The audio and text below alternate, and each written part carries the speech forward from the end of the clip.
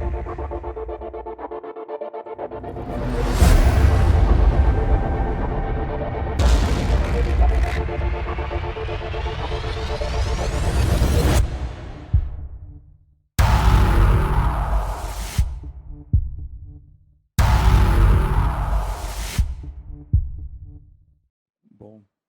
alors, je vais vous demander d'être patient parce que j'ai mon PC, c'est un Diesel.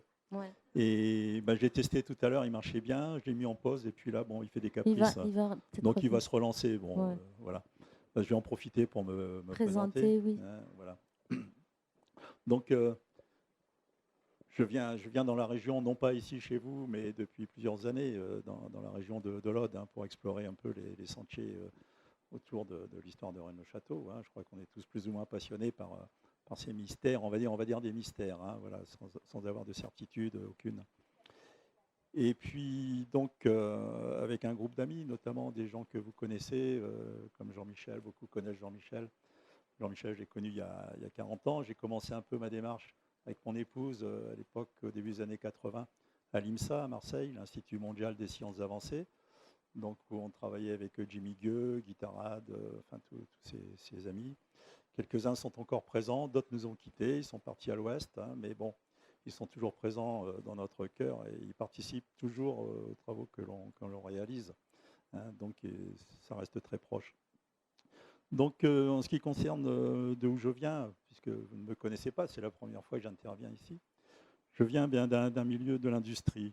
J'étais ingénieur, je travaillais en ingénierie dans le pétrole, raffinerie et centrale nucléaire. Voilà, entre autres, et la sidérurgie aussi. Donc, voilà, donc j'étais assez loin de ces recherches que je menais parallèlement. Bien sûr, je n'ai pas attendu d'être à la retraite pour...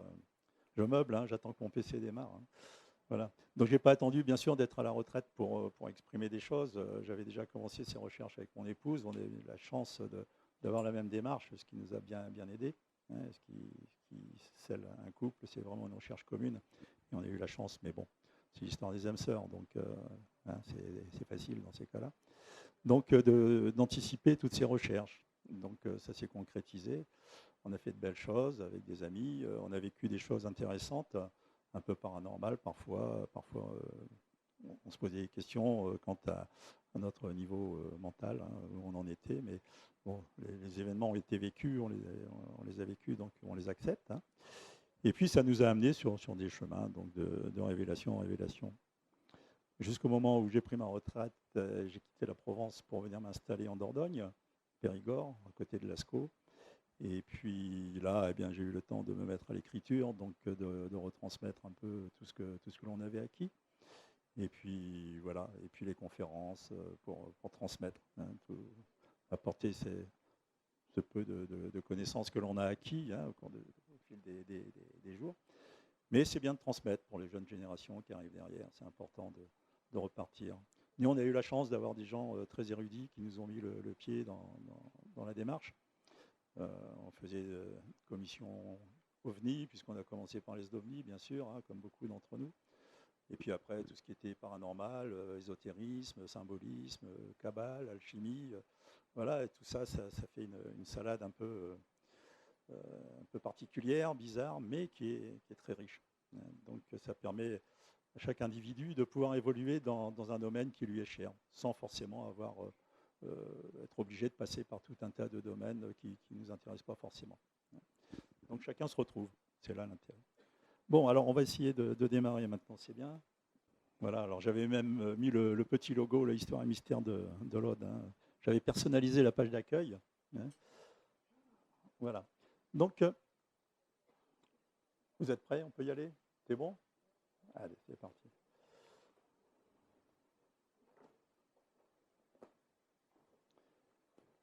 Voilà. Alors on va commencer cette image des mégalithes. Vous allez me dire, on est loin de la région, on est dans le Morbihan, là, ici. Pourquoi? Eh bien, c'est parce que, en introduction, j'aime bien parler de cette façon, de dire que eh bien, l'homme, depuis l'origine, cherche à se reconnecter avec le divin, hein, comme il le conçoit, quel que soit le divin. Chaque civilisation a sa propre notion de la divinité. Mais l'homme a toujours cherché à se connecter et se reconnecter, bien sûr, sur quelque chose qui se trouve en haut. Or, quelle meilleure image de vecteur qui est dirigé vers le haut qu'un menhir, Donc déjà, c'est une première approche dans la quête de spiritualité. Ensuite, les civilisations ont évolué, on a commencé à construire des temples beaucoup plus concrets.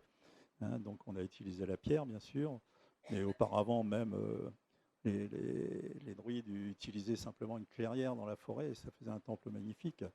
Même Saint Bernard nous disait qu'il n'y a pas plus joli temple que celui qui se trouve dans la forêt.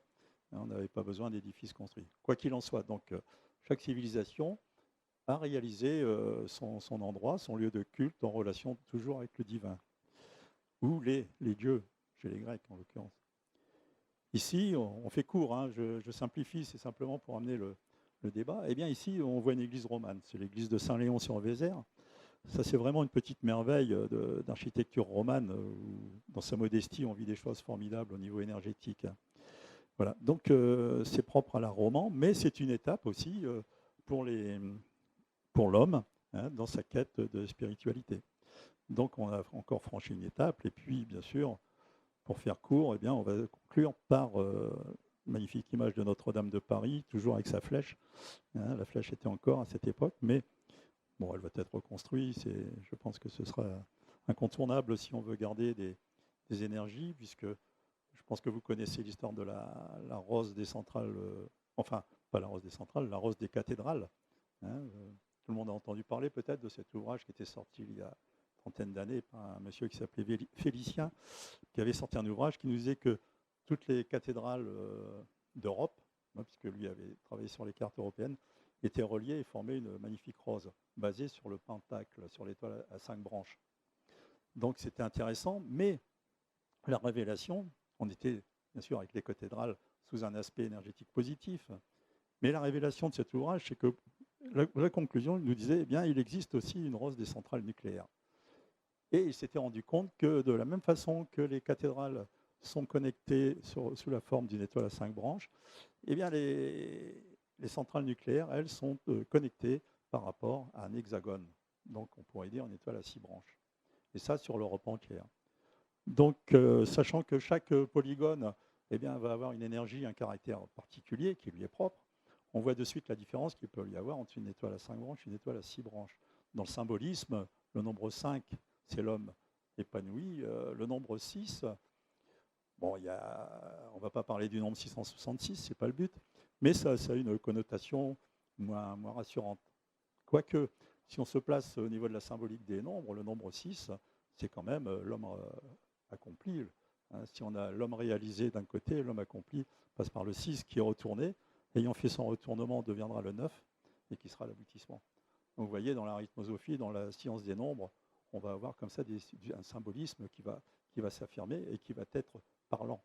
Mais ce symbolisme, on va le retrouver dans cette géographie que l'on va développer, géographie qu'on a appelée sacrée, puisque tous ces temples que l'homme a construits dans sa philosophie, pour sa philosophie, eh bien, on va avoir des interconnexions entre tous ces édifices, des connexions énergétiques qui vont s'organiser, pas n'importe comment, on va le voir, qui vont s'organiser fonction de dessins, on va dire, d'alignements, de dessins des polygones, tout un tas de formes particulières, jusqu'à des formes qui pourraient paraître complètement débiles.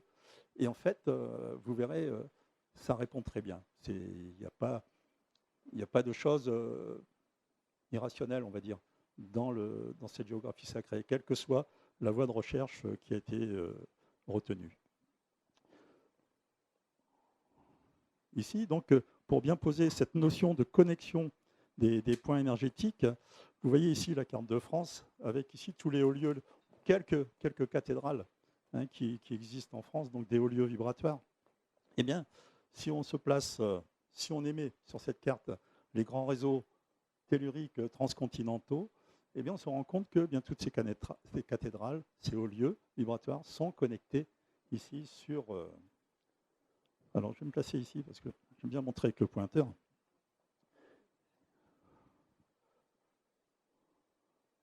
Et ici, bon, vous avez Paris, vous avez Chartres, le Mont-Saint-Michel.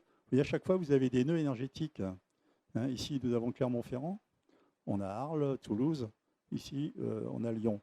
Eh bien, on se rend compte que tous ces grands réseaux transcontinentaux qui viennent du Tyrol, ici, qui viennent donc de l'Est, vont traverser la France ici et partir vers l'ouest, vers l'Amérique. Mais on voit qu'il y en a qui sont verticaux ici. Eh bien, on se rend compte que tous ces grands réseaux suivent les rivières, les grands fleuves, les grandes vallées. C'est ce que Henri Vincenot, lorsqu'il nous parlait dans le Pape des escargots, il nous parlait de la vivre. Hein, et cette vivre, eh c'est bien cette énergie donc, tellurique qui circule sous la Terre, sous forme de rayonnement électromagnétique. Donc ça, ce sont les grands réseaux transcontinentaux, vraiment les réseaux principaux. Mais on va le voir, d'autres réseaux plus fins qui vont être utilisés dans l'architecture pour activer justement énergétiquement les temples que nous avons vus tout à l'heure. Si vous prenez le menhir tout bêtement est posé sur un point géopathogène, c'est-à-dire que c'est un point où on va avoir du réseau Hartmann, du réseau Perret, du réseau Curie, tous ces réseaux électromagnétiques qu'on détecte par la géobiologie, radiesthésie. Eh bien, tous ces réseaux se croisent à un endroit donné, rivière souterraine, une faille, et on a un point géopathogène. C'est un point vraiment pourri. Hein, c'est où on va attraper un cancer, on va attraper des maladies comme celle-là. Mais c'est là on va planter cette aiguille d'acupuncture pour connecter tous ces réseaux au cosmique. Et c'est en utilisant ces énergies que l'on va verticaliser. Donc l'intérêt de l'évolution de ce menhir initial vers des grandes cathédrales qui sont des relais. Hein, ce sont des choses qui évoluent, mais qui ont la même volonté, dans le même esprit. Voilà. Donc raison. Alors, l'interconnexion ici est intéressante. Par exemple, il y a des dictons qui nous disent si on pratique un rituel dans l'abbaye de Sénanque ou du Toronnet, hein, les grandes abbayes provençales, eh bien, ce sont des cisterciennes. Eh bien, toute l'information énergétique qui est transmise donc, par ces rituels vont être transmises à la maison mère, c'est-à-dire à Clairvaux, en Bourgogne. Hein. Donc, ces énergies, ces informations circulent à travers ces grands réseaux d'énergie. Et bien sûr, vous l'avez compris, eh bien, ces grands réseaux d'énergie deviennent sacrés à partir du moment où on a construit les temples sur lui. Hein. Voilà la définition d'un réseau sacré. Alors après, on va se rendre compte que ces réseaux sont tributaires du Soleil. Alors ça ne gâche rien, puisque c'est le Soleil qui est la force de vie, qui va apporter l'impact vraiment de l'énergie vitale dans ces réseaux et qui va nous permettre d'évoluer à la surface de cette planète en tirant toute la vie. Le Soleil n'est pas vivifiant que par son rayonnement, il est aussi vivifiant de par l'impact qu'il va avoir au niveau des réseaux telluriques que vous allez capter par les récepteurs du bas. Avec les récepteurs du haut, vous avez un équilibre entre les deux. C'est ce qui nous permet d'évoluer comme cela dans les énergies. Alors, quand vous allez dans une cathédrale, une église, et que vous pratiquez un parcours énergétique, parcours initiatique, peu importe le nom qu'on lui donne, vous allez circuler sur ces réseaux qui sont différenciés. Vous allez avoir une montée des énergies à travers le corps, et lorsque vous allez ressortir, vous serez quelqu'un de différent. Vous serez harmonisé avec le lieu, avec le temple, et à une énergie, bien sûr, très, très puissante. Donc, c'est l'intérêt d'évoluer sur ce genre de réseau. D'où l'importance aussi des rituels qui sont pratiqués. Aujourd'hui, plus grand monde va à la messe. Bien, dans l'esprit, c'est dommage, puisque une messe qui est bien faite, c'est vraiment un athanor. L'Église devient un athanor énergétique très, très puissant. Et si on comprenait vraiment les rituels tels qu'ils devraient être pratiqués, parce qu'aujourd'hui, ce n'est plus le cas, eh bien là, il y a vraiment une puissance qui en émane. Et ça vous place... une messe qui est bien faite, à la fin de la messe, au moment du Gloria, eh bien, les énergies vont vous positionner sur un plan causal. C'est-à-dire que tout l'édifice et tous les participants planent très très haut au niveau énergie. Donc voilà, raison pour laquelle eh bien, tout cela va rentrer en phase et puis vous amener sur des plans de conscience supérieurs. Voilà. D'où l'intérêt de la géographie sacrée. Et ça, les anciens l'avaient bien compris, puisqu'ils ont construit, bien sûr, comme on l'a vu, les églises, les cathédrales, mais aussi les châteaux. Le château de Montségur, on va le voir, par exemple, que vous connaissez, bien sûr, eh bien, lui répond aux mêmes lois énergétiques.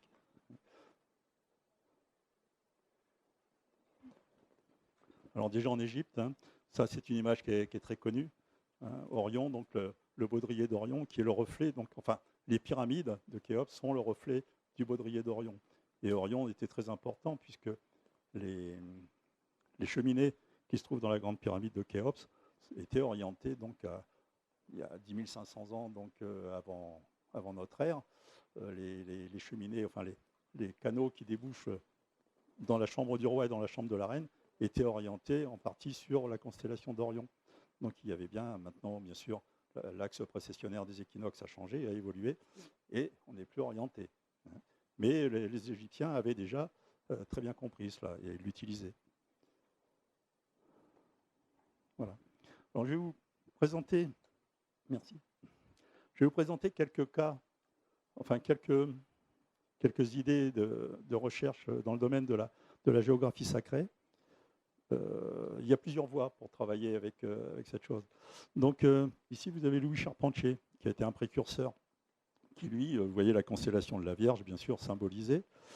Eh bien, Louis Charpentier nous dit que toutes les grandes cathédrales Notre-Dame d'Île-de-France, si on les connecte entre elles, on va avoir le reflet de la constellation de la Vierge.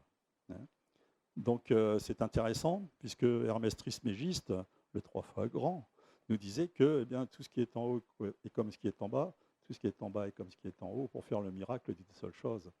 C'est la fameuse table d'émeraude. Donc voilà, on est en plein dedans. On a vraiment le reflet du ciel sur la terre. Et donc on s'est servi de cette image pour poinçonner vraiment des points telluriques sur la surface de la planète pour créer ces grands réseaux actifs, cette géographie qui devient sacrée. Géographie, c'est la science de la Terre, c'est la graphie, c'est le dessin, veut dire c'est le dessin de la Terre. Donc on est en plein dessus. Alors Maurice Leblanc, vous allez me dire, mais oui, Maurice Leblanc, Arsène Lupin, tout le monde connaît Arsène Lupin. On a lu tous Arsène Lupin. Mais Arsène Lupin était vraiment un initié lui aussi. Il faisait partie du Cénacle Saint-Sulpice. Georgette Leblanc, Metterlink, qui était sa sœur Georgette Leblanc, qui était mariée avec Metterlink, qui était comment dire, son amie, c'était Emma Calvé. Voilà. Donc on a fait le tour, on revient. Et au travers des écrits de Maurice Leblanc, eh bien, c'est simplement un effet miroir entre le pays de Caux et Rennes-le-Château. C'est l'histoire de l'Aude transposée en Normandie. Mais Maurice Leblanc était vraiment initié aux choses de l'Aude, et il l'a exprimé à travers tous ces romans d'Arsène Lupin. Donc c'est intéressant parce que dans son roman La comtesse de Cagliostro, eh bien, il nous parle de la constellation de la Grande Ourse, Arcas, et puis on va retrouver 7 abbayes du pays de Caux, donc de Normandie, de Haute-Normandie, qui connectées entre elles, eh bien, nous dessinent la constellation de la Grande Ourse. Voilà. Donc ça va beaucoup plus loin, puisqu'on va retrouver en fait 17 étoiles. La constellation de la Grande Ourse, on parle beaucoup de 7 étoiles, les 7 étoiles principales. En réalité, il y a 17 étoiles. Et le nombre 17 est très important, c'est un nombre symbolique, 17 janvier, voilà, il n'y a pas de mystère. Et 17, eh bien, l'extension pyramidale de 17, c'est 153. 153, nombre sacré, là encore.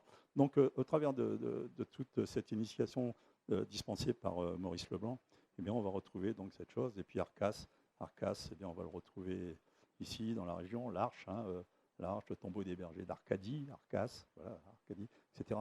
Donc, vous voyez ce lien qui existe à travers ces mots. Donc, il faut jongler avec les noms, avec tout cela, pour obtenir une révélation sur un point bien particulier.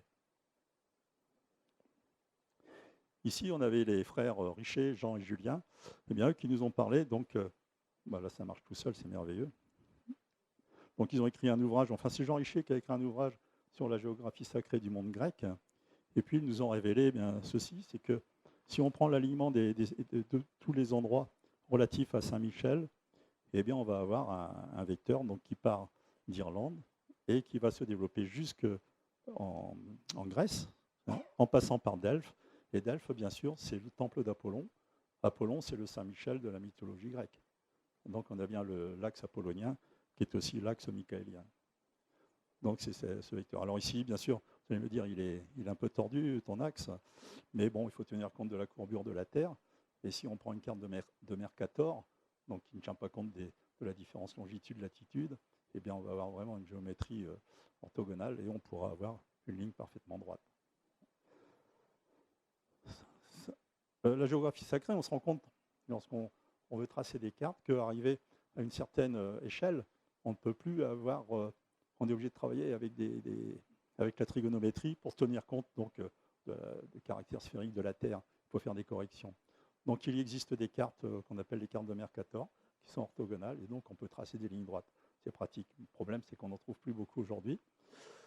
Quand j'ai commencé cette recherche il y a 40 ans, on avait encore les cartes Michelin, et j'ai reçu énormément de cartes Michelin, mais on trouvait encore des cartes de Mercator, donc ces cartes-là. Hein. Mais aujourd'hui, on travaille avec Google Earth, et puis voilà, on est tributaire de la machine aujourd'hui. Donc c'est beaucoup plus problématique parce que toutes ces cartes, on a du mal à les trouver. Alors ici, un monsieur qui s'appelait Georges Pratt, que certains doivent connaître. Bien, lui a fait une étude sur les lanternes des morts, hein, dont je me suis référencé pour écrire mon livre sur la tour de Saint-Bernard. Eh bien, lui nous dit que eh bien, si on va en Irlande, que l'on prend toutes les abbayes irlandaises, et puis qu'on les connecte entre elles, pour ceux qu'il en reste, on se rend compte qu'elles vont là encore nous dessiner des constellations, ici, comme la constellation du serpent, hein, et puis on va avoir Cassiopée qui est quelque part. Cassiopée, oui, il est là. On a Cassiopée ici, vous voyez, puis ici cette constellation du dragon là, qui se dessine ici. Bon, il y a d'autres abbayes, bien sûr, mais beaucoup ont disparu et c'est difficile de rétablir les tracés initiaux. Quoi qu'il en soit, là encore, on rejoint la projection du ciel sur la Terre. Alors mon ami Robert Maestrassi, qui a écrit un ouvrage monumental sur la géographie secrète de la Provence, qui vient d'être réédité d'ailleurs, c'est vraiment un ouvrage remarquable. Eh bien, si vous êtes intéressé par la géographie sacrée, lisez cet ouvrage, vous verrez, vous ne serez pas déçus. Il a mené des recherches très très loin dans tous les domaines, c'est vraiment puissant. Et lui s'est amusé, bon, c'est une partie, hein, bien sûr, toute sa recherche ne se résume pas à cela, mais il habite Entrevennes, vous voyez, donc un petit village de Haute-Provence qui est ici, Entrevennes, et puis en utilisant les parcours de la Durance, des routes, des rebonds de terrain, eh bien, on voit qu'il y a un cœur. Et ce cœur, l'a appelé bien sûr le cœur d'Entrevennes, hein, entre les veines, bien sûr. Hein. Le cœur est là. Hein. Donc voilà, c'est un jeu de mots, mais c'est aussi comme ça, des synchronicités qui résultent d'un travail. On ne cherche pas forcément quelque chose, et à un moment donné, il y a quelque chose qui émane, qui vous saute à la figure. Vous dites, mais c'est magique. Mais effectivement, c'est magique.